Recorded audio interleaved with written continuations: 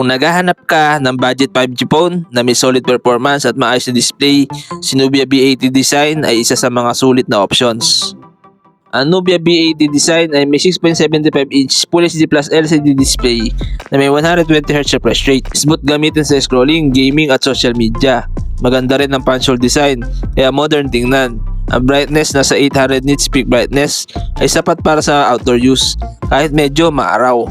Manipis din siya sa 7.7mm thickness kaya comfortable sa kamay at hindi bulky. Sa loob, gamit ito ang Unisoc T7280 octa-core processor na may clock speed hanggang 2.2 GHz at integrated GPU.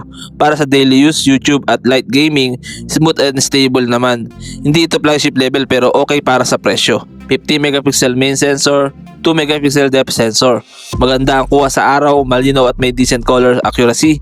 Pero gaya ng inaasahan sa budget phones, medyo struggling sa low light. Ang front camera naman ay 16 megapixel, kaya okay din sa selfies at video calls. May support pa na 1080p at 30fps video recording sa front at rear. May 4 or 8 GB of RAM with up to 256 GB internal storage. May 5,000 mAh battery capacity na tumatagal na isang buong araw sa normal use. Supported din ng 22.5 watt fast charging, kaya hindi ka maghihintay ng matagal para ma-full charge. Kompleto rin sa features: 5G connectivity, dual SIM, micro SD slot, Wi-Fi 5, Bluetooth 5.2, NFC, GPS, USB Type-C, may 3.5mm headphone jack at side-mounted fingerprint sensor. Sa Shopee, nasa 6,499 pesos lang ito at pwede bang bumaba gamit ang vouchers o discount codes.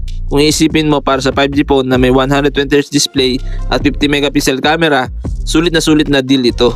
Ang Nubia B80 design 5G ay perfect para sa mga gusto ng mabilis na 5G phone na hindi gumagastos ng malaki.